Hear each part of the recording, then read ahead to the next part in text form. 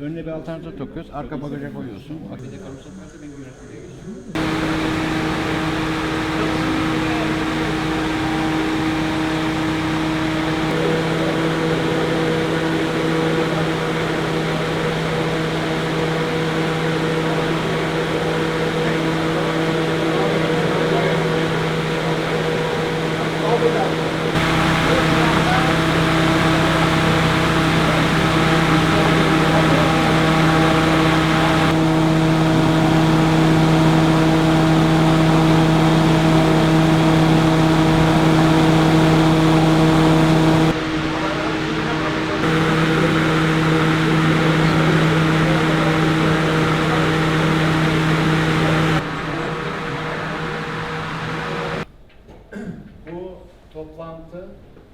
Bir şey olursa Duarte'den sorabilirsiniz.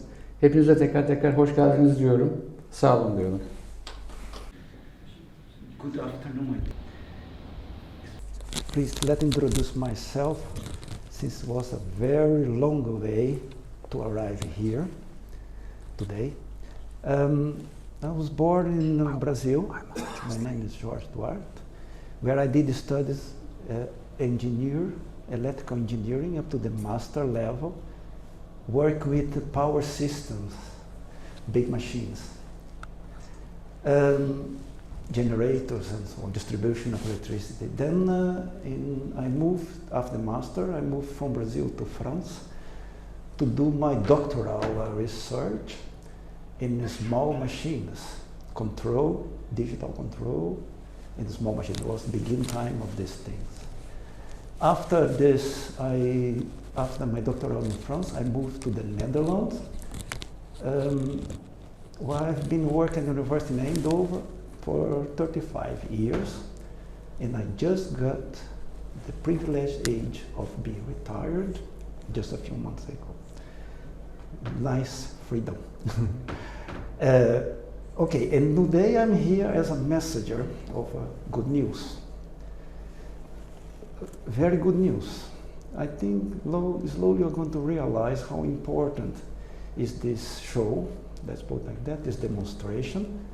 I don't know if there has been something like that up to now.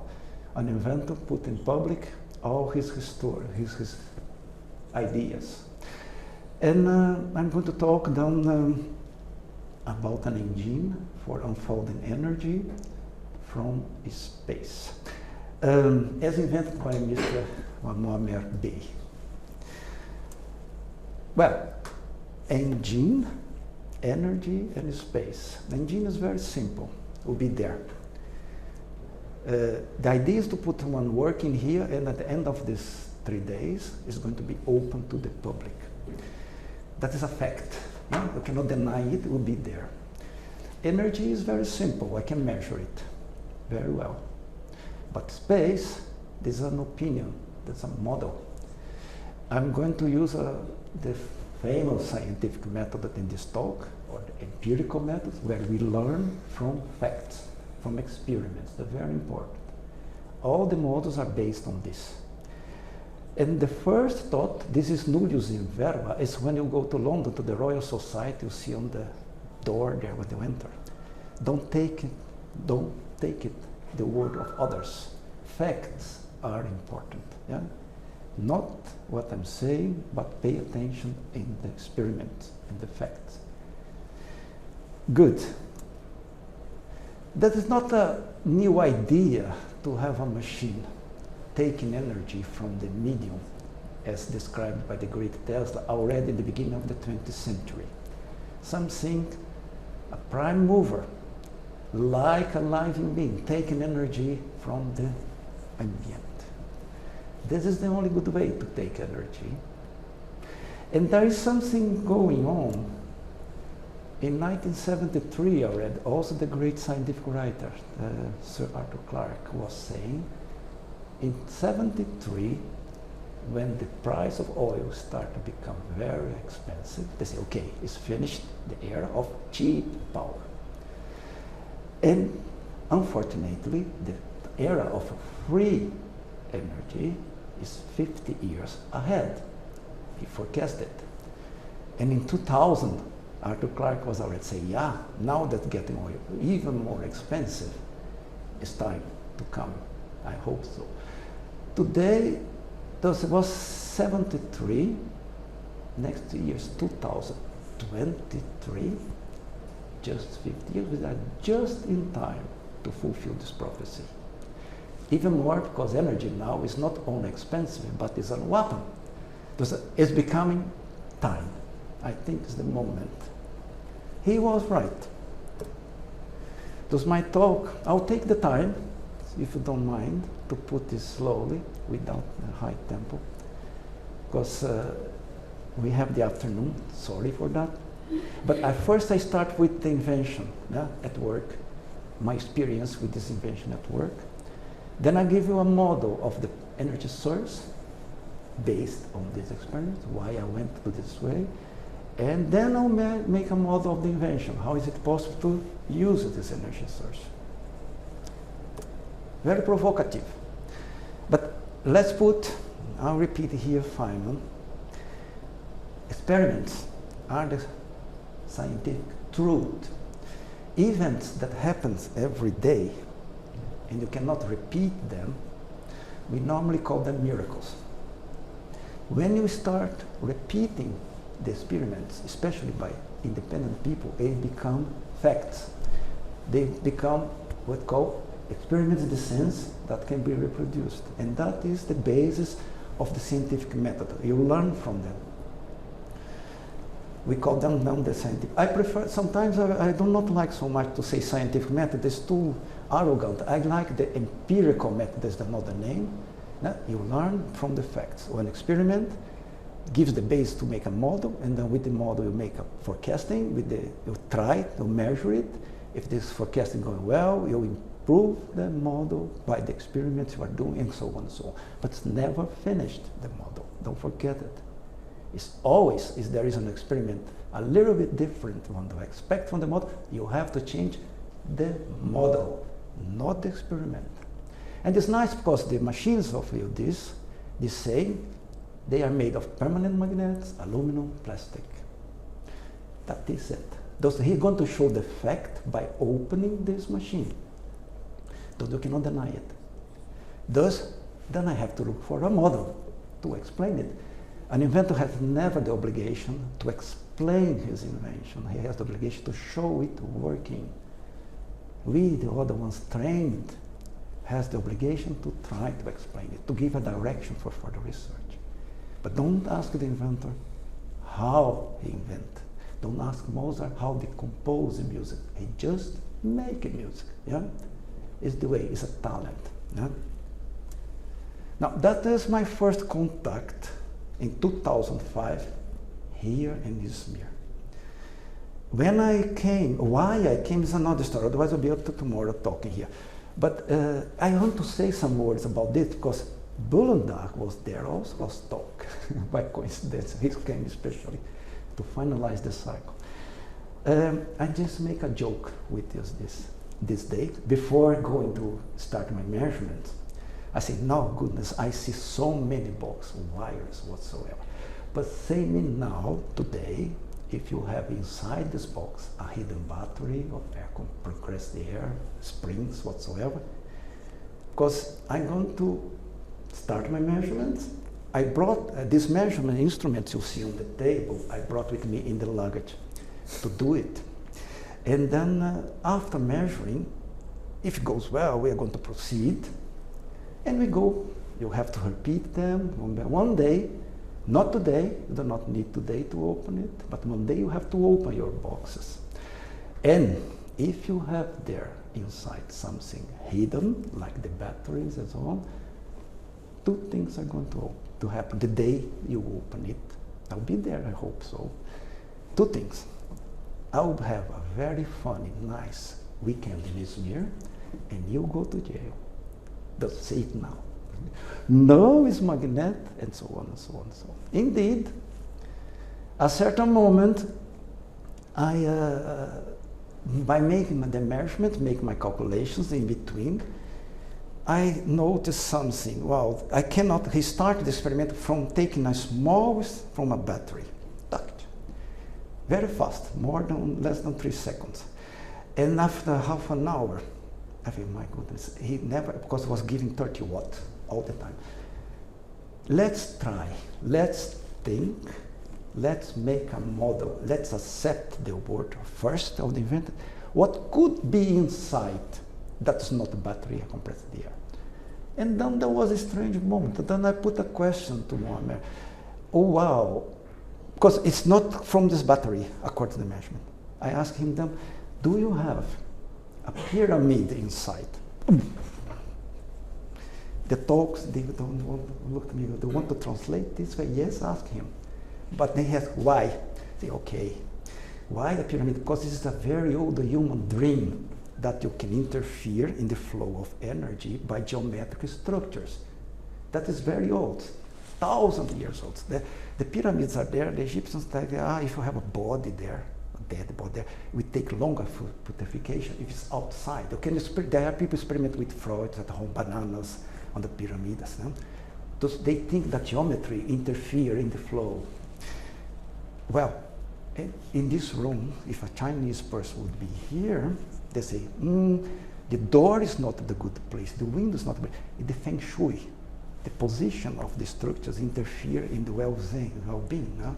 In my country, in Brazil, they healing people with crystals, just geometries, and in Europe, the witches with the Harry Potters with the sticks, concentrated.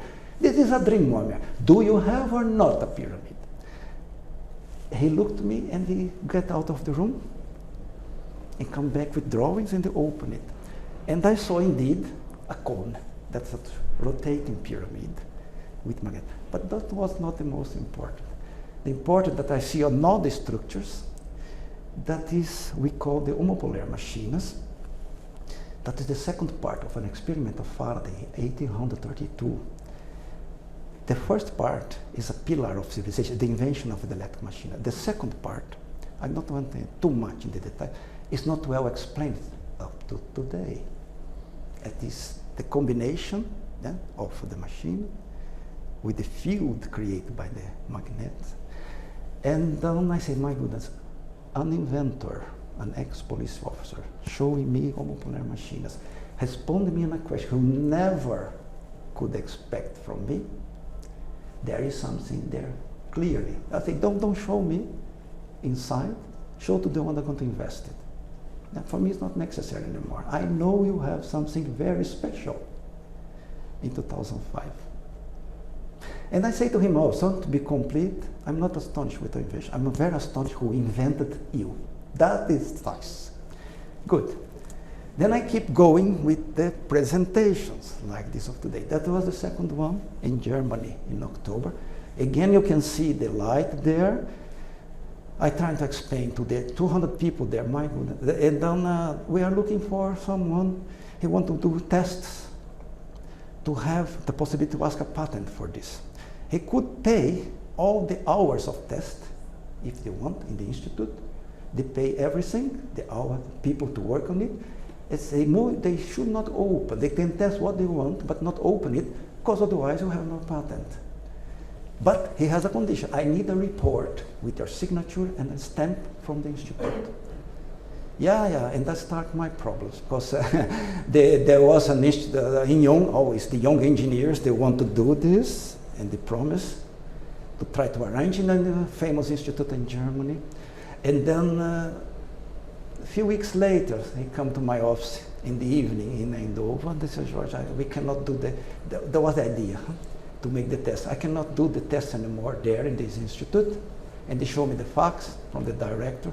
Simply it was said in the fax, yeah, we do not measure things we don't know. We only measure things we know.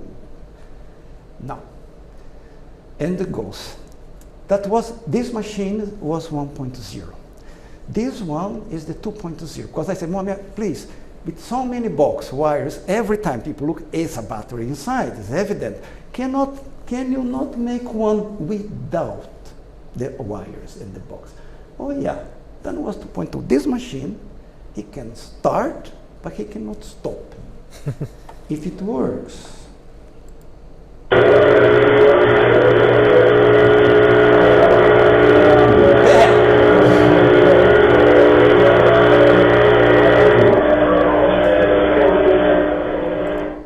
Okay, you see people look inside with lamps and something. They could not stop at all. Can I talk? Yeah. You cannot stop at all this machine. But it was very funny because I repeat this a few times more. This is a room for marriage in Germany. And you see the rose colors, everything. But nobody, after 3-4 hours in the room, talk, explain, talk, and then Muammer get out of the room with the machine working. No one asked me why he got so like this. No, always like that. Yeah, because to stop, it's too hard. To stop, I have to open everything. The version 2.0. If it's disturbing me, the sign please make it so hard. Birazcık aşağı, birazcık aşağı, birazcık aşağı. Mikrofonu aşağı. That is the version 3.0. This one. You see, we are measuring the power. I measure myself for a few hours in this setup with the dynamo of the Audi on the it, around 250 watts. This should not happen according to the theory. Yeah?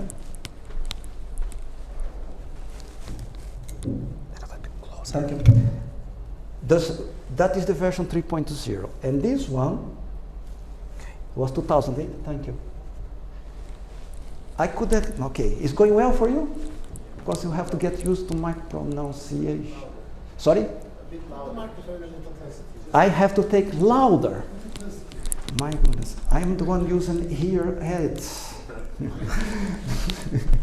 Whew, yeah, okay. Oh.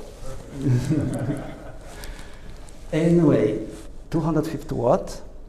It was 2008. And then I repeat, not me, we repeated 2 years later at the university in Delft, this one. The same. And the cylinders there just for the show, just to take the time, because one important part is to show it working longer. Then you have to entertain the public. So I put a cylinder there, measuring the flow of air, measuring the flow velocity, then I calculate the power getting to the motor, and this was blowing everything around. And there are many specialists in electrical machine. Thank you. Thank you. I'm not from yesterday, I have prepared this. But this blowing, they are specialists behind there. Professor Ferreira, the Donga, and so on. And Muammer opened it after, I don't remember exact 2 hours or 3. The public asked to stop, not him. The public asked to stop to open. We could be there all the evening if they want. Then he opened. Take one by one. I have photos, but all the time. One by one and giving to the audience. Except 3 pieces for the patent again. Below. But you saw more than 80%. If you are a specialist in machine, you have some expectations what should be inside. Crazy. Take in hand, no idea how could it be. Yeah? Yeah, there was many witnesses in the room to confirm it. But it was nice for me, in my side, because of this moment on, there was silence. Up to there, well, you can imagine how I look to my glasses and the other look to me, talking about a taboo, something that should not exist according to the standard model. Yeah? But this works. And now today, I need to make a photograph of this to add to the story, because it's time to finalize it. Let's see. I've summarized the invention. Nothing comes from nothing, nihil, nihil, and nothing becomes nothing. Somewhere this energy is coming from. Yeah? And then always answer. and to, it still works. The first one I took from Voltaire, it's in his Dictionnaire Philosophique, that is 18th century, but he took from the old Greeks. And the second one is 17th century, Galileo, when he's trying to explain that there is something moving in the firmament and people do not want to look at. It works. It just works. Yeah? Let's see the next part. What could be this energy source? Yeah? What you see there are photographs with magnetic viewing paper when you put in front of these machines when they are wrong. You see this picture of the magnetic field. This viewing paper, so when the magnetic field B comes through it, is one color, when it's tangential, is another color. It's only a bare idea of the magnetic field. But it's the instrument the inventor has to have an idea. That is Medusa. I was petrified when I looked at this. I cannot abandon it anymore. It's very interesting. Just to start making a model, I have to talk about energy and space. This is important. I just asked to someone outside, what is energy? What is, everybody has the mouth full of this word. And I always ask at the start of my conversation, what do you mean by energy?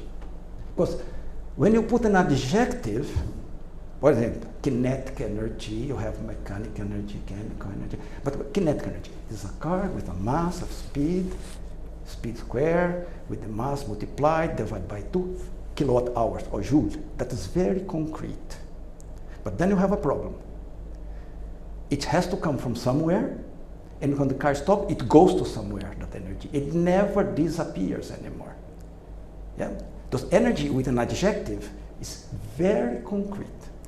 Without adjective, if you think now, you heard perhaps at secondary school, yeah, it's a property to produce work, to do our bed.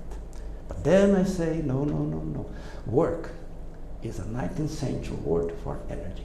Because you are using a circular definition. It doesn't work like that. Now, I'll introduce now, I'll keep repeating from now on this idea. The universe, the cosmos, as we understand it today, according to the standard model, the universe is made of, the bricks are particles, space, and time. Space is not in between your ears, is a very concrete material from the universe. And space and time are related. Very simple. I do not want to talk too much about time. I call more space-time, but if distance divided by time is velocity, d divided by t is velocity, and there is a limited speed in the universe, the c, são celeritas, the speed of light, in every reference is always the same. It's a constant, because d divided by t, distance divided by time, is related. So simple, you can start to imagine this. They are not independent. Say that space and time are not integrated, is look the word as flat. Yes, it works like that in the flat word, but this word is not flat. There are more things. Good. This interaction between particles, you have particles with mass, proton, electrons, and they never can reach the speed of light. There is explosion. And particles without mass, the photons, it's a zoological garden in physics, but photons have no mass and they travel in the speed of light. That's the main difference. But the interaction between particles among each other and the space and time, we call fields. That is magnetic field, electric field, potential field, gravitational field. Yeah? And the currency used in this interaction we call energy. It's like money. Very abstract when you name it without adjective. But when it's concrete, with adjective, it never disappears. Energy is a constant in the universe. You never create, you never let it disappear. Yeah, it just transfers from one shape to the other. Thus we get now the good definition of energy I have found course, is a crazy pre-romantic poet in England, Blake. It's just eternal delight, without adjective, yeah? Forever. Now, we know that energy is quantized. It's not something continuous. Yeah? They are drops of energy. Never, when you go looking, at the last will be quanta, the particles, drops of energy, yeah? Like raindrops, but together it looks continuous. Matter and electromagnetic waves is the energy wave. We are using energy nowadays this way, yeah? Destroying, burning matter, they think, or through electromagnetic waves coming from the sun, like that. And this energy in coherent, is a coherent pattern, not in chaotic form. Yeah? It's coherent. And it's interesting that the separation there from fermions and bosons is according to mass, no mass, and so on. You can name a particle, the physics will find it for you then in general. But the most important is this: 95% of the universe is not well understood yet. Only 6%. If you use matter and electromagnetic waves, you cannot explain the expansion of the galacticas. Yeah? That physics cannot, they give black energy, dark energy, and so on. Thus, we are missing things. It's 95%. Thus, just accept that nothing is known. To say that this machine is fake is a little bit arrogant. You have experiments. If you do not understand, we're going to look for something else to explain it. But we cannot deny the experiment. That is what's happening all the time, not only with Yildiz, with many other inventors. It's a taboo to talk about this. But I just go further with the thoughts a little bit. He has no mass, no charge, but he has energy, has frequency, has wavelength. Then you say to a physicist, I don't know if I have physicists in the room, because I like to bash them, that what is the photon, particle of light? Then the answer I always get is, a photon is a photon is a photon. They don't know. They don't measure it. They can measure the experiments, impact of the photons of something. But what is really it? Does not exist, this kind of questions. Yeah? Moment. And now is the first time we get space and time together. Let's look what is this space. In this graphic, you have a proton fixed in a certain point. You'll see this straight vertical line. It's not changing in space, and it's there stable in time. And you have these waves, these are the photons, in between electrons and the protons, keeping the electrons and the photons not clashing to each other. The proton is positive charge, electron is negative charge. They should attract. They attract. Why they do not clash? There's a question almost, there is no student at secondary school asking this when they learn about protons.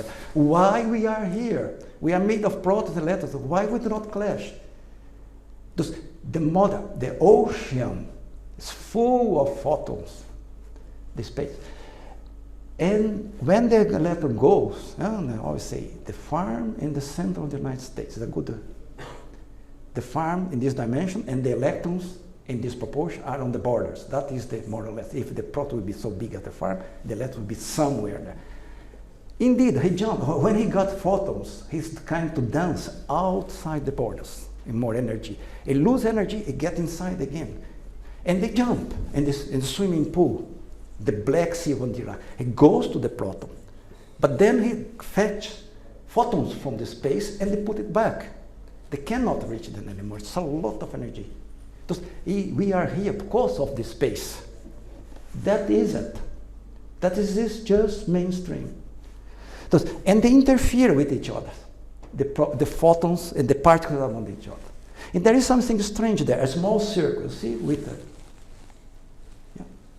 This small circle is this. When you look in the laboratory, there is a special camera to photograph charge, a presence of charge. When you have in the point A, if you see well, a photon with high density of energy, it splits in matter and antimatter, in positive and negative charge. It becomes from photon to mass. You see that, then you get the circles. And they clash with each other again, it becomes photon again. This cooking is everywhere. Now here, we have this. Always getting the exchange of the energy does not lose, it's lost at all. It gets matter, it gets photon, gets matter. This happens all the time. This is space and time. No? Now, and that is Einstein come, and then it makes very clear. Because the first sentence that is from the 17th century, this guy say, we suppose this space empty. We supposedly think he's empty. He was looking for something more. And Einstein said, no, space is curved. It's measured in the eclipse. You have this, where the sun, a big mass, the space around it is not flat. It's curved. Because you can see this there behind the sun. Light gives this. How can be something empty and curved? No. Think about the photon, the chaos of energy around it. Yeah? That is related. That is 1915. Then from this moment, it's better to find space-time. And then you have 4 dimensions. You have the x, y, z, this 3-dimensional, and time. They are together in the equations from 1915 on.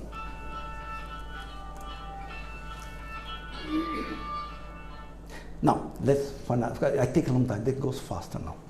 So let's accept it. What we call vacuum is full, not empty. Yeah? Those the fields are quantized, yeah, and they have fluctuations, vibrations in space-time all the time. That's everything. If you eliminated matter and waves, electromagnetic waves, the perfect vacuum, they'll say, no, it's still zero temperature, nothing moving anymore, still are fluctuations there.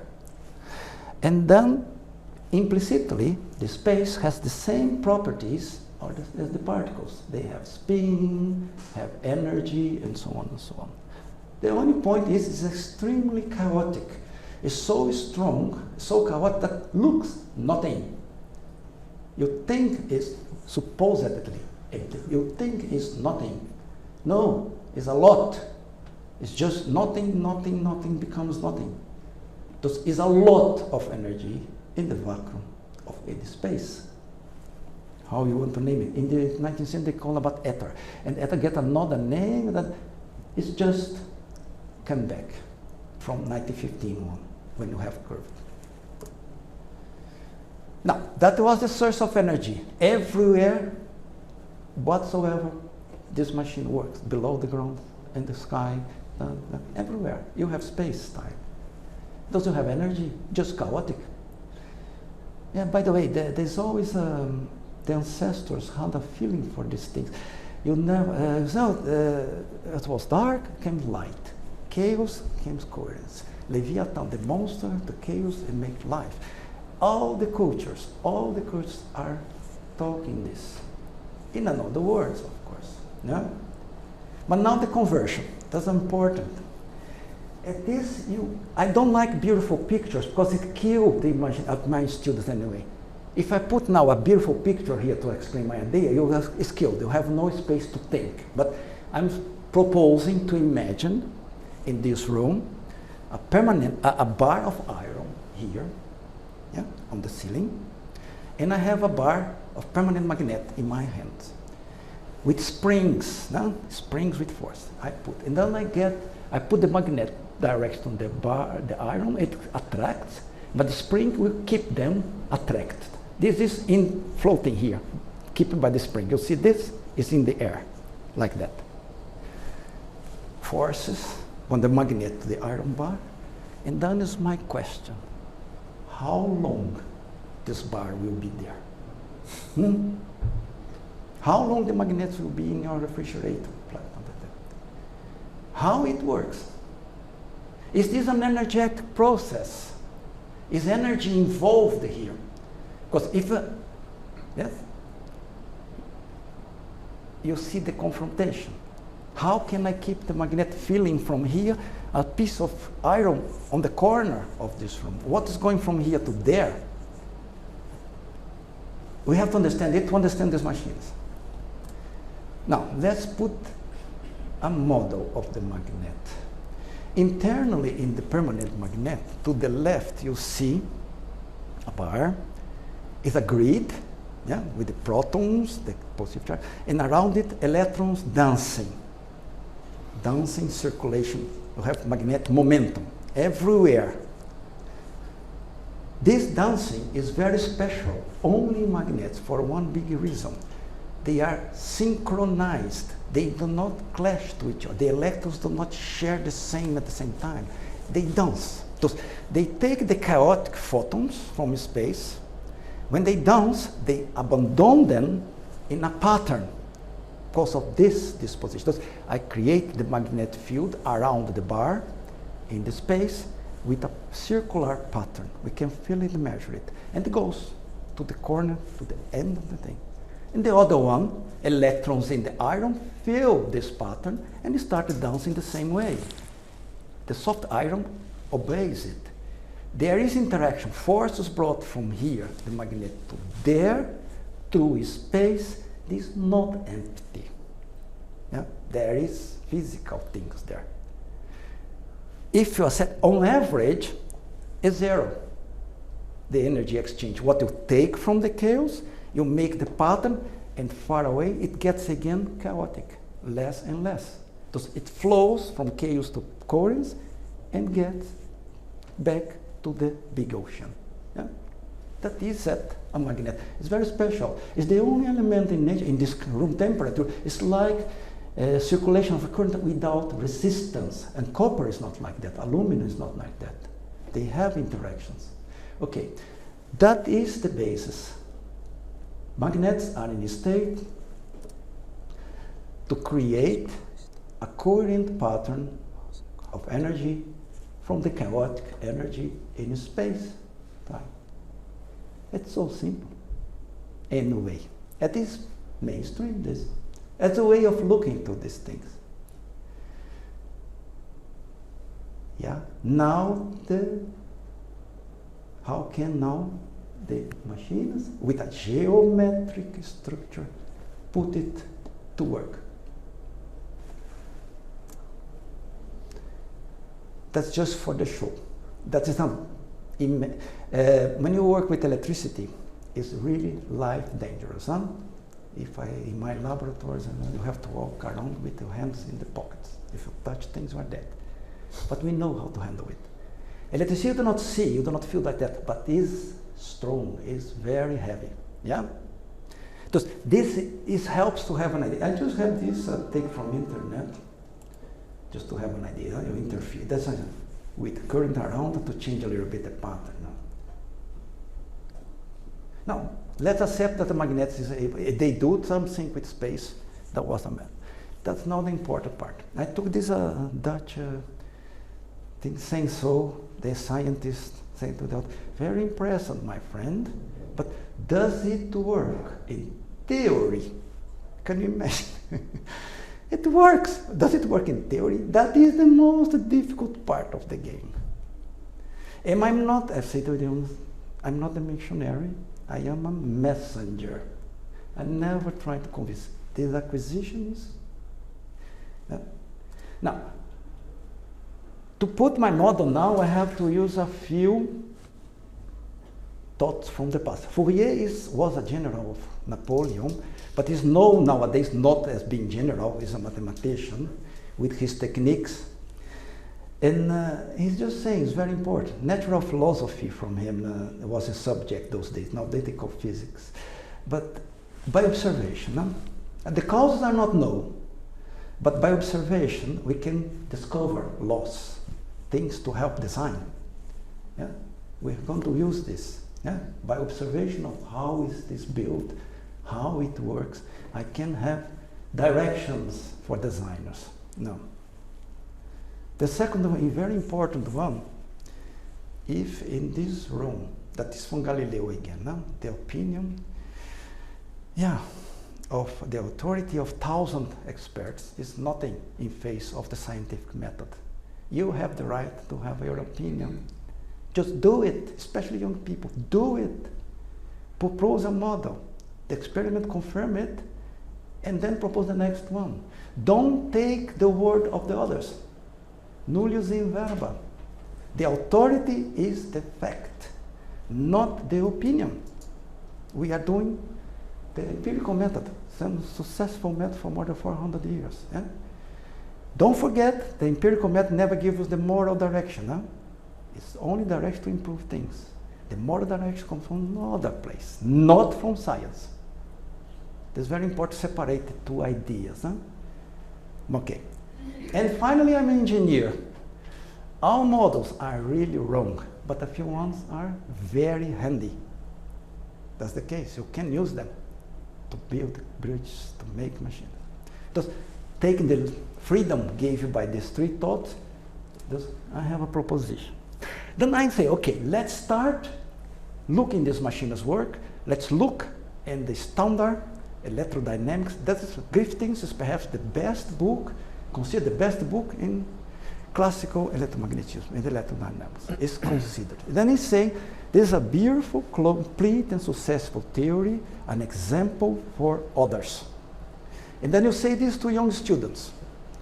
But in this sentence, I'll do a little dramatic now, it's a crime against science. There is a very bad word in it. He's saying that the theory is complete. Thus, nobody's going to try this machine if you read the book first, because it's not there. According to this book, it's not possible. A theory is never complete. Theory is to put light on something. Huh? A little bit experience, a little bit different is enough to change the theory, not the experiment. The authority is given by the experiment. Say that it's finished, it's not according to the original idea of the empirical method. Should be, if this word complete was not there, it's perfect. It's a beautiful and successful theory, indeed, but it's not complete.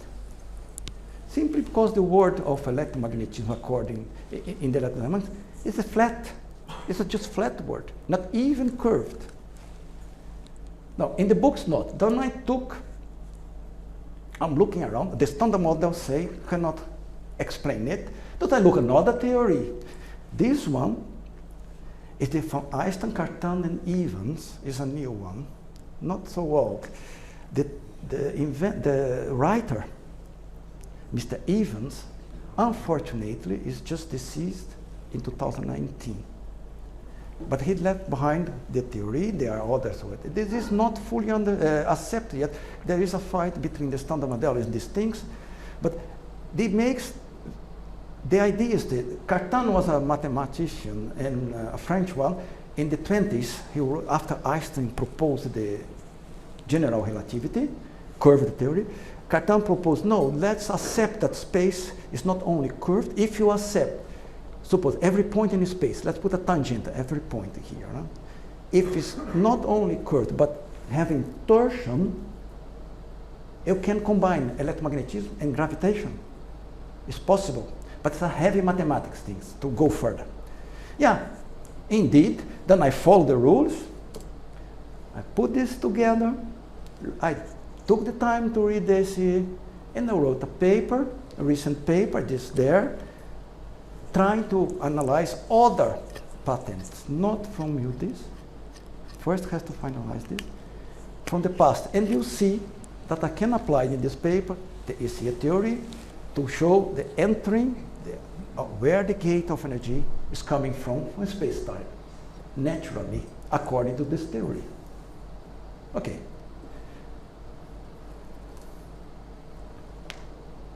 In summary, universe is made of particles and space-time.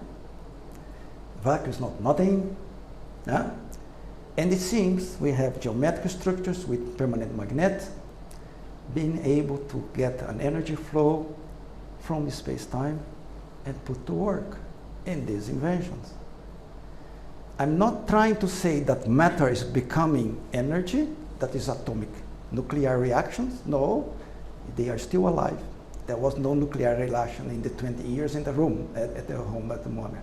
You know, people are not getting you. That this is the most evident guess for this proposition. Yeah.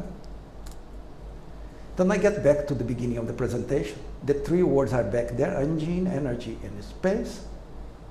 I gave the argument, and I got to my conclusion. You notice? Everywhere. Oh yeah, that is the Star Wars. Okay. The Force is with us. Okay? Good. I really wish that this time there will be a sequence. It's time for these inventions. Yeah? Perhaps will be a possibility nowadays.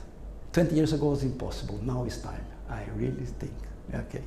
Thank you very much. If you